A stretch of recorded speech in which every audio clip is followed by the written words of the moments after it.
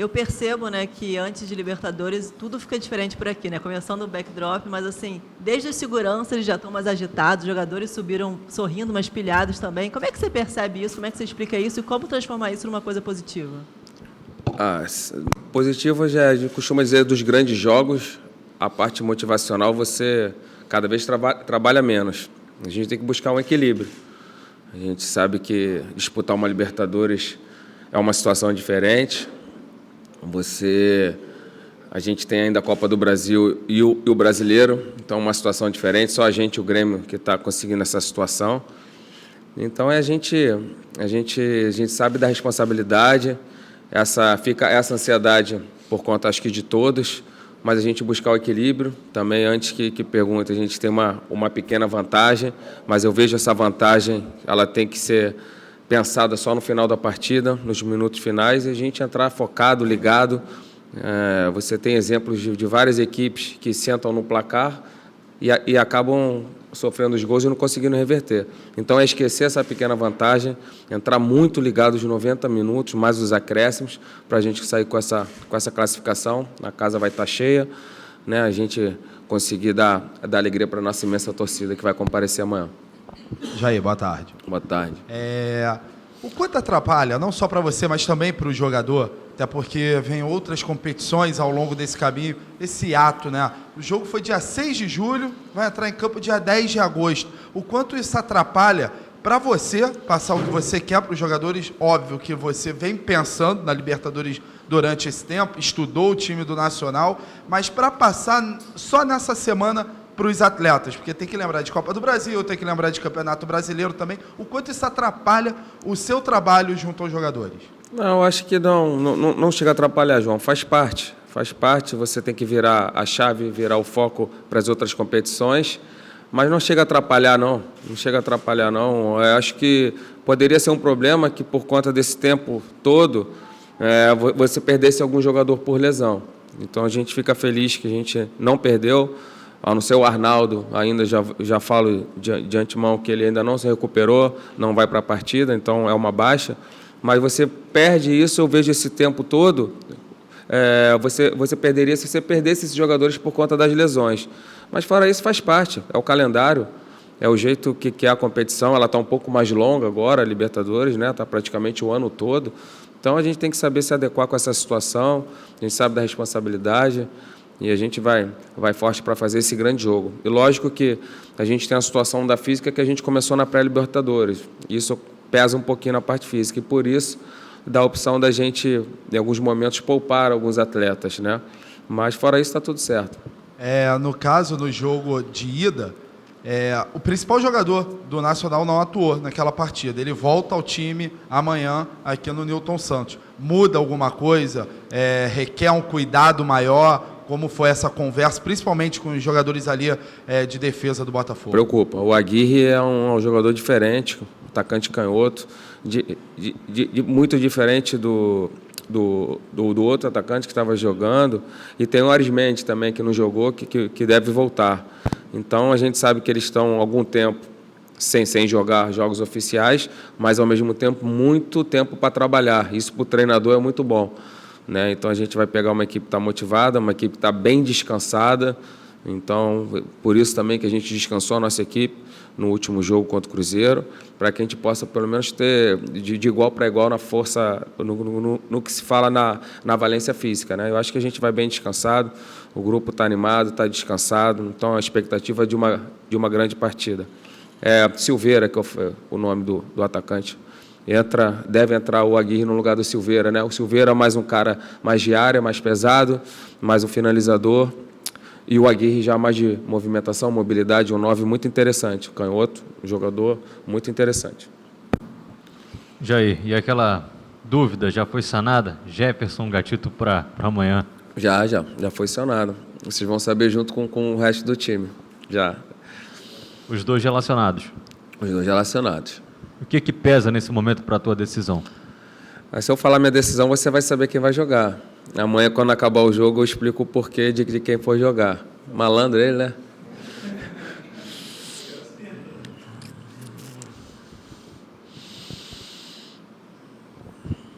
Já sei, então. Se eu acertar, você diz sim ou não?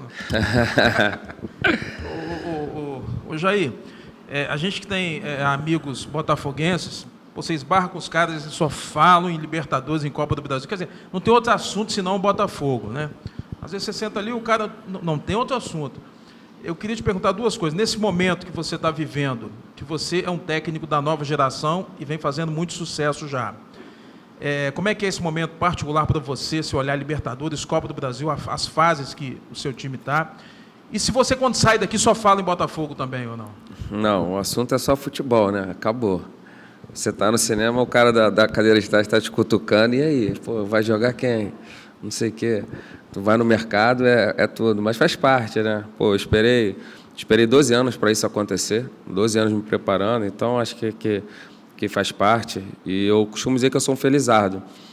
Logo no meu primeiro, apesar desses 12 anos, é o meu primeiro ano, e completei agora um ano à frente do Botafogo, e está disputando uma Libertadores, né? Eu costumo dizer que eu sou um felizardo, que eu vejo treinadores experientes que já estão praticamente se aposentando e não tiveram esse privilégio de jogar uma competição tão importante e tão diferente como todo mundo falava, e agora eu posso estar sentindo na pele. Então é bacana, a gente entra, por isso esse clima que a Bruna falou da gente um pouco diferente, porque a competição é diferente, a gente sabe da dificuldade. O Botafogo, com toda a sua grandeza, é a 5ª participação na Libertadores, então a gente sabe da responsabilidade, do foco e de uma competição que é muito importante para todos nós.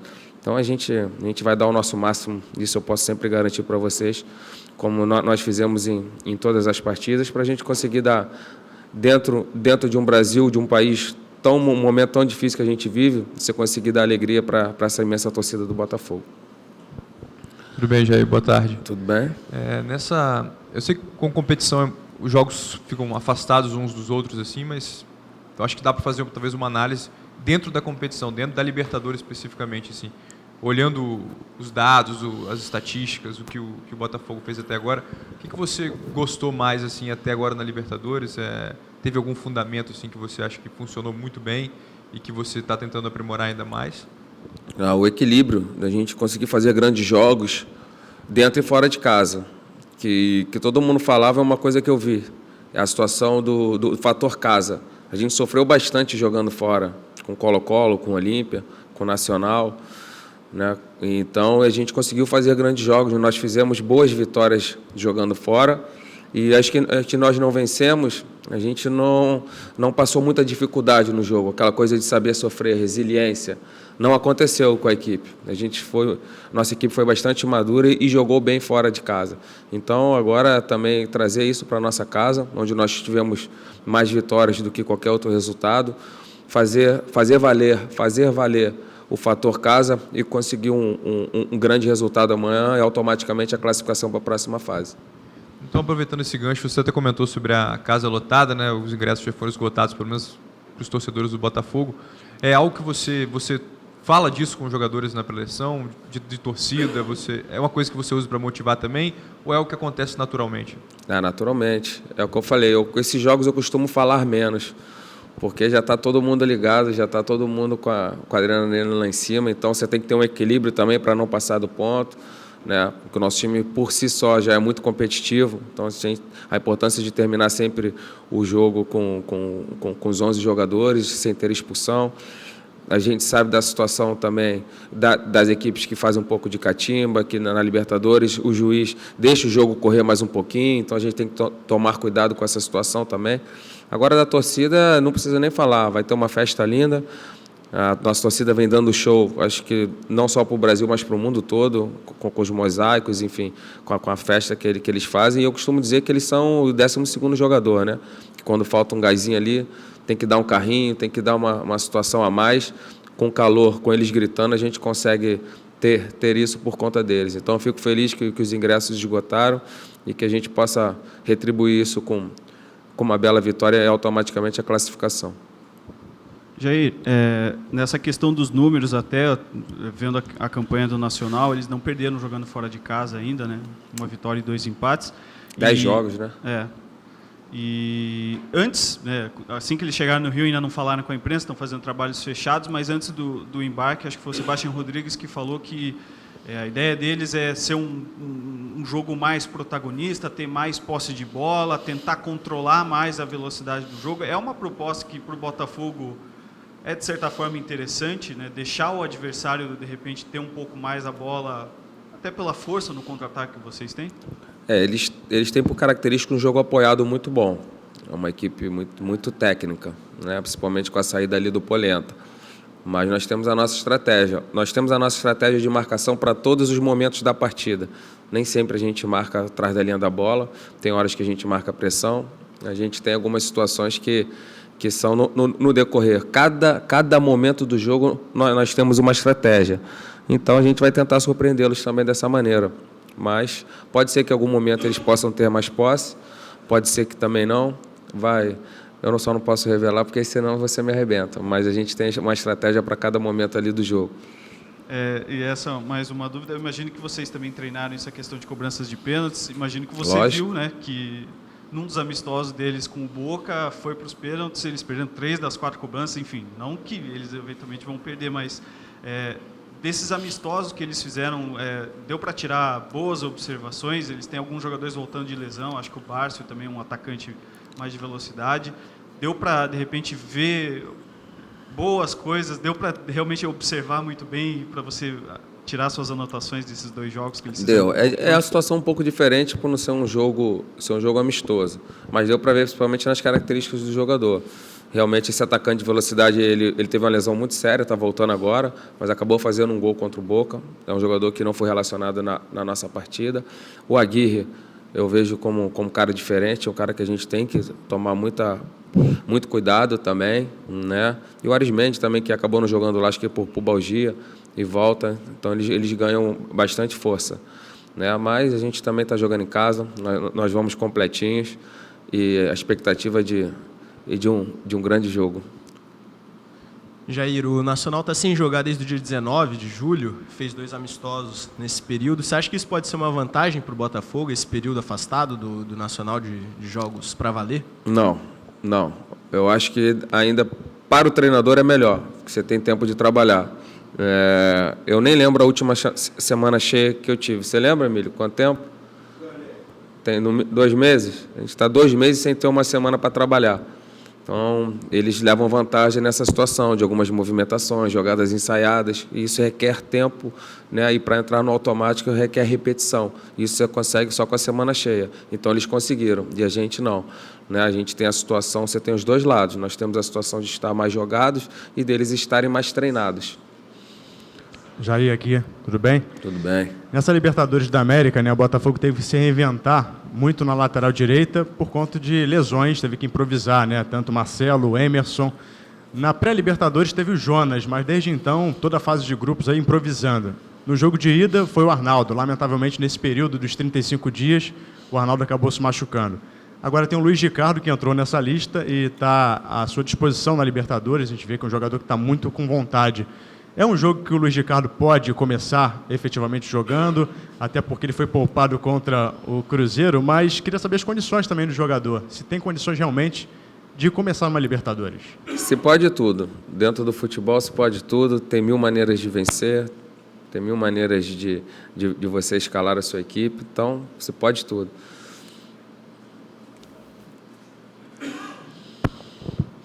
Boa tarde aí, tudo bem? Bem? Eu queria saber se vocês tiraram algum aprendizado da derrota para o Barcelona, que alguma questão de ansiedade, porque naquela época o Botafogo estava perto de se classificar e acabou tropeçando aqui, e agora tem a vantagem de novo para não se complicar com a ansiedade de novo. Tem algum aprendizado daquele jogo?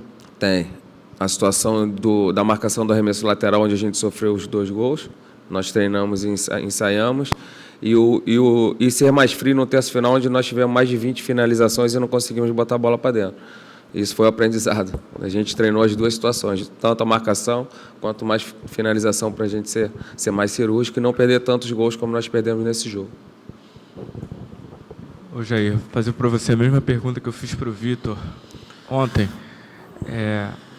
Cada vez que chega numa fase eliminatória ou num jogo decisivo desse, a impressão que dá é que é o jogo mais importante do ano.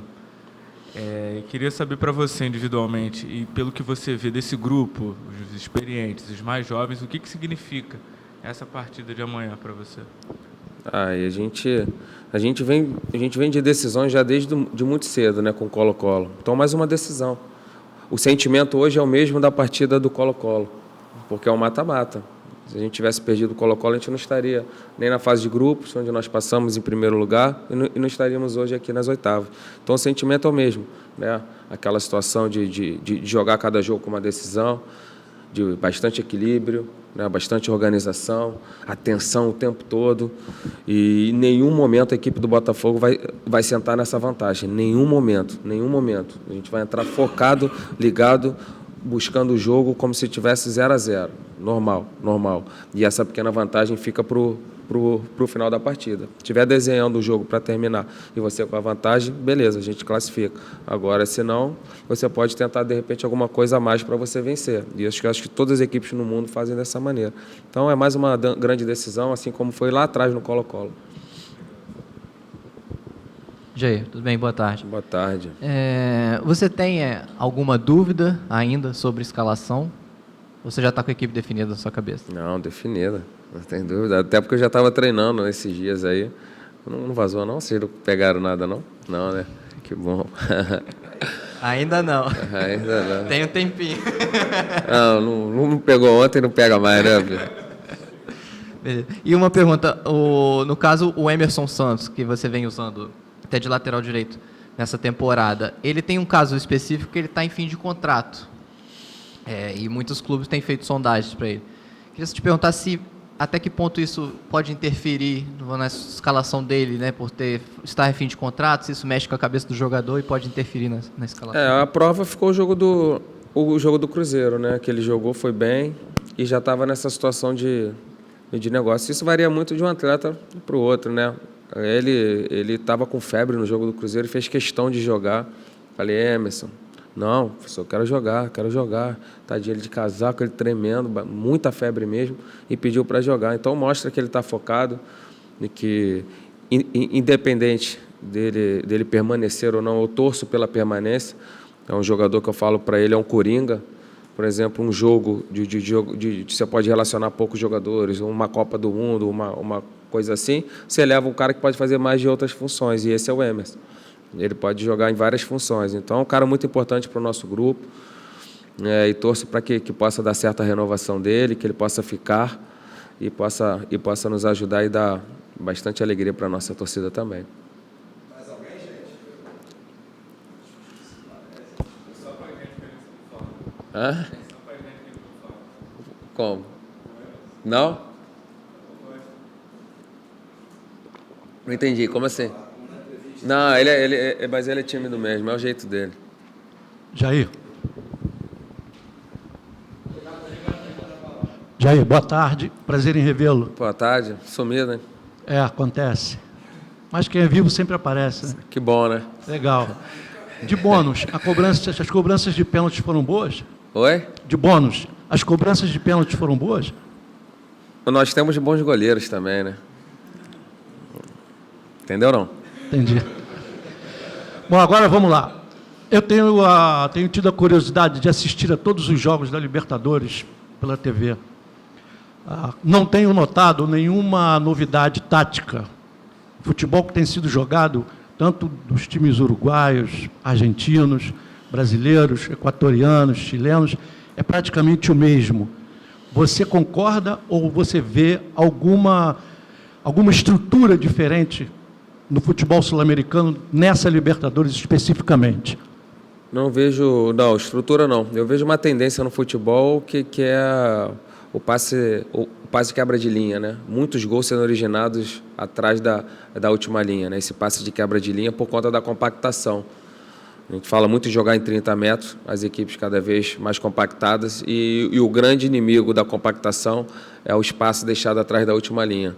Então, até comentei isso com meus atletas outro dia, não do Sul-Americano, mas falando do jogo do Barcelona contra a Chapecoense. Você vê os gols, a maioria dos gols foram em situações de infiltração, que é muito difícil de marcar. Então, eu vejo uma tendência assim. Agora, novidades. A gente vê algumas coisas assim, não táticas, mas sim de comportamento dentro da partida. Algumas coisas que você tem sempre que ficar atento, que vão mudando. Eu vejo como uma tendência, sabe? Mas não tem muita novidade assim, não. E você acredita ter alguma carta na manga passando para as quartas de final? Você acredita que possa aparecer com uma carta na manga, criar alguma coisa?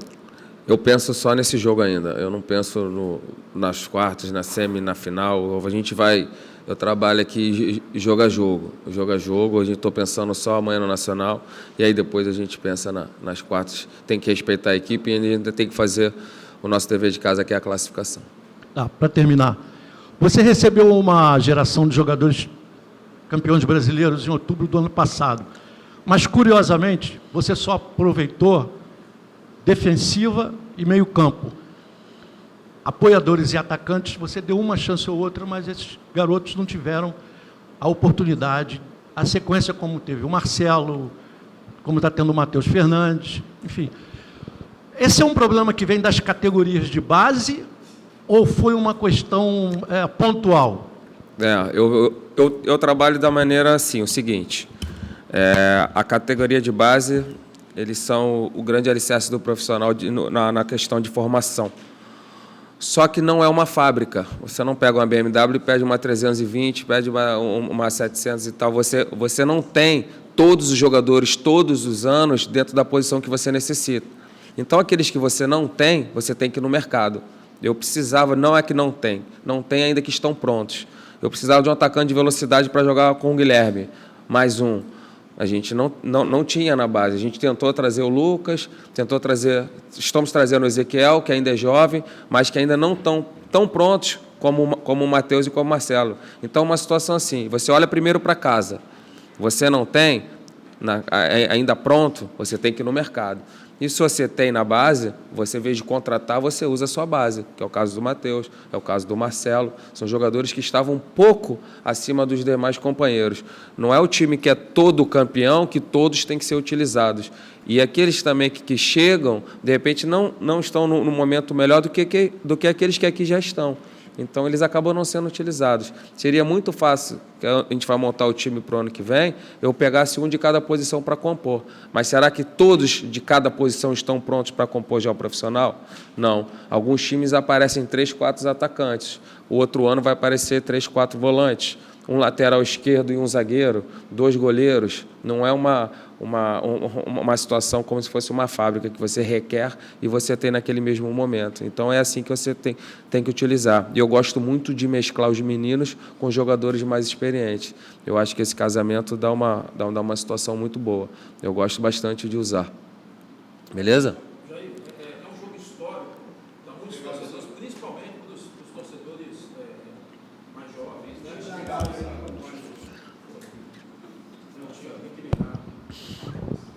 É um jogo histórico para muitos torcedores, principalmente para os mais jovens, né? Para os jogadores mais experientes também, tipo o Jefferson, por exemplo. Aí eu te pergunto, como é que está o Jefferson para esse jogo?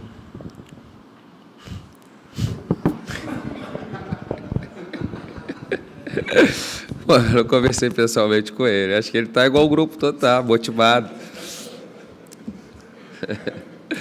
Beleza? Valeu. Vamos tentar, né? Vamos tentar.